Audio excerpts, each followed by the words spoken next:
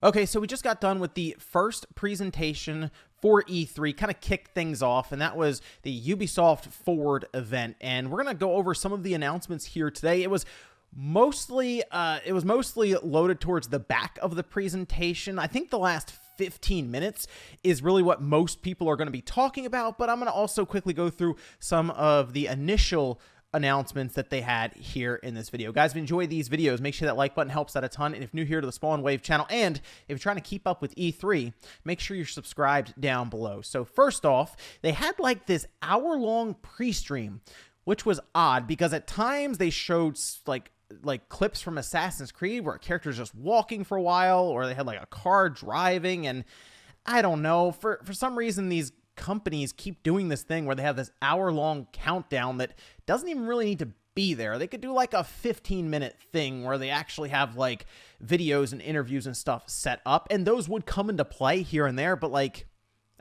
it was weird. That's all I can say on that one. Anyway, the first thing they did was talk about Rainbow Six Extraction. This is going to be kind of the PvE Rainbow Six style game that I think initially was going to be Rainbow Six Quarantine, and then they changed the name to Extraction.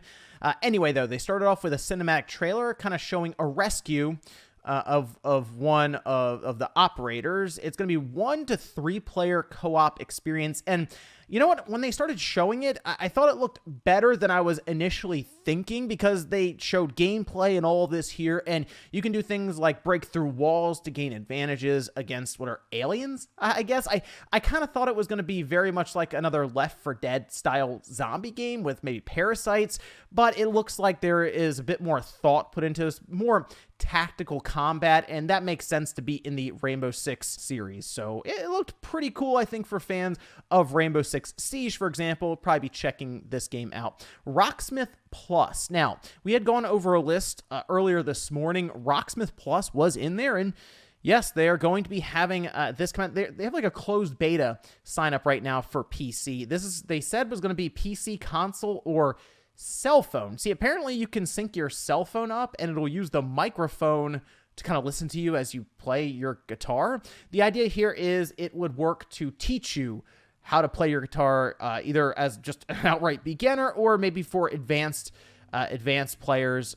But this is going to be a subscription service that will be community driven. So they'll have lessons, I guess, that get posted up, and you'll be paying, I guess, a monthly fee for this. It's going to come down to, I guess, how effective it is. I heard some people actually had a lot of fun with Rocksmith when it first came out, plugging in an actual guitar and playing. So I guess it'll come down to how well you can learn from kind of this interactive community. Then we had Riders Republic, which, once again, a game that I was like, all right, this could be interesting, but like Steep was just okay for me, so I didn't really know how this one would turn out. They showed gameplay for it, and it looks off the wall. Like, I am so happy they decided to go with a more arcade-like experience, I guess is the way I can describe it, because when they showed the snowboarding, for example, it looked kind of Tony Hawk-like, even more so than like it trying to be SSX. Almost felt like it was trying to be more like a Tony Hawk game where they were jumping between rails, back and forth, grinding, and not really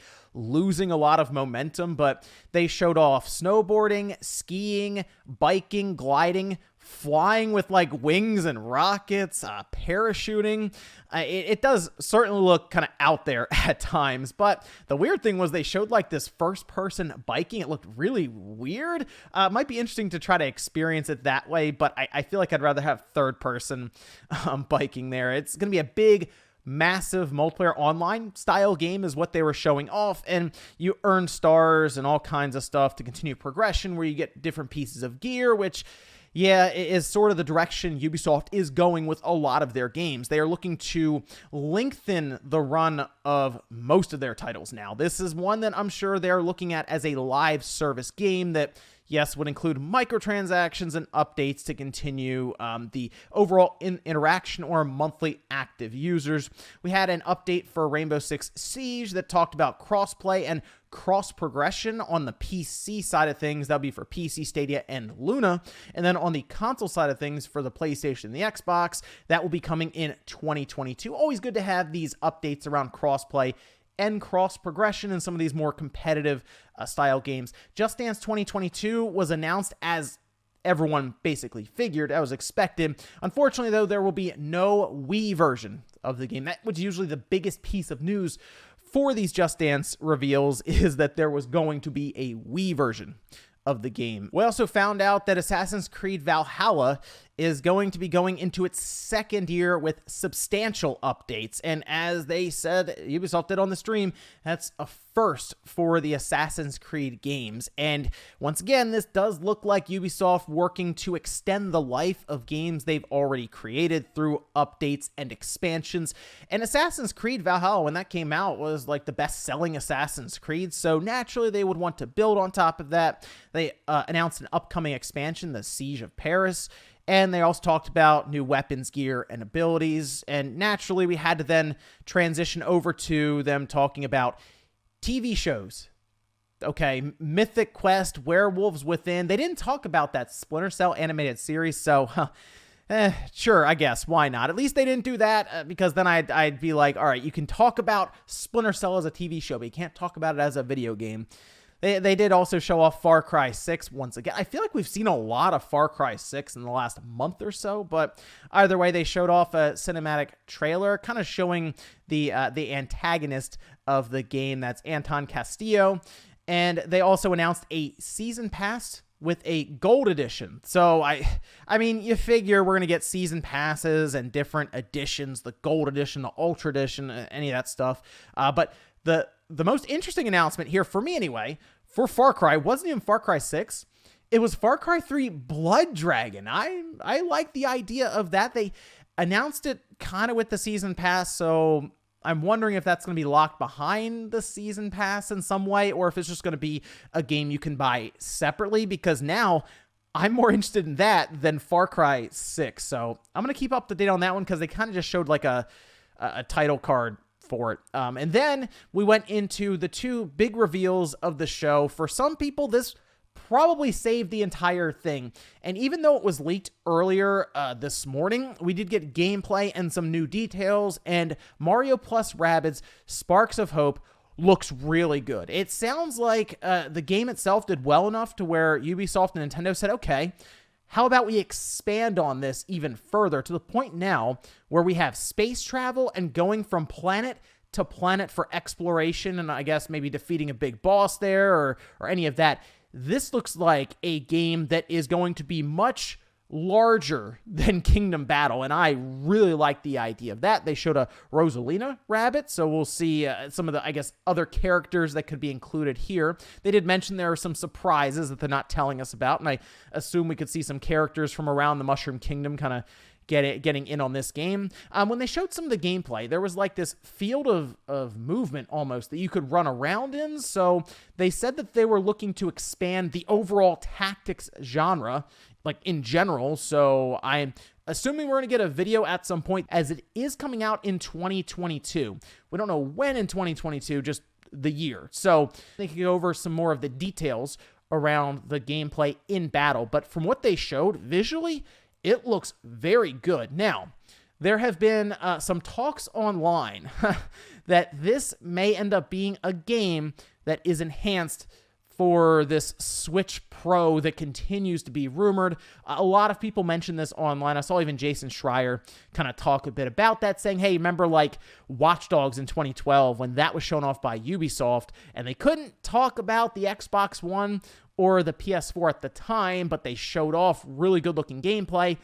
Kind of a similar situation here. Not that this would be a Switch Pro exclusive. It would still work on the regular Switch, just that it would see enhancements for this unannounced new Nintendo Switch revision, which we'll, of course, I guess, see about that one later on in the year if any of that holds up. But then the big closeout reveal is that there is going to be a new Avatar game, Avatar Frontiers of Pandora, and that is being done in the Snowdrop engine. It's coming out in 2022, and I feel like this has been rumored for a while now. I know there's been talks about there being an Avatar game that Ubisoft was working on, and I never really got into the Avatar lore. Like, the movie was visually stunning, obviously, when it came out a while ago, but I didn't really get into the whole story and all of that. But I do remember there being a game back at that. This was like 2009, I think.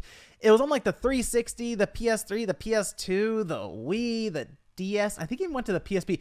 Basically, it was on like everything, and that game was not very memorable because no one really ever talks about it. So seeing a new Avatar game now going into 2022 built on the Snowdrop engine from Ubisoft could actually be pretty interesting. Now, they just showed a cinematic trailer, so we didn't like a gameplay or anything like that, but the idea of this game really getting a solid budget behind it and a big-time focus from a company like Ubisoft, this could finally be that big game that Avatar fans have been waiting for, so we'll wait to see a bit more about that. Looking back at this presentation, it wasn't great overall. It was about an hour and 45 minutes, that counting the pre-show, of what could have all just been a pre-show. And it was about 15 minutes or so of really cool announcements and some interesting stuff. Like, if you look back on it, it was a lot of updates to games that we already knew about, and really, if Nintendo hadn't leaked out,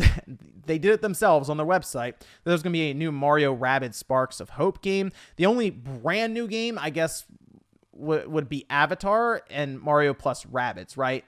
So looking at it, it's like, it wasn't overly exciting, but I think fans of some of these Ubisoft games, kind of like Assassin's Creed, to hear you're going to get more and more content for a game you really like, hey, that's good to hear. It just wasn't an extremely hard-hitting and exciting presentation, but I'm looking at this as a way to kind of kick things off for E3. The two big announcements here, obviously Mario plus Rabbids Sparks of Hope coming next year, along with Avatar Frontiers of Pandora coming next year as well. But let me know what you guys thought about the Ubisoft presentation. What was your favorite announcement here, and what do you think about Mario plus Rabbids Sparks of Hope? Thanks guys for watching, and I'll see you next time.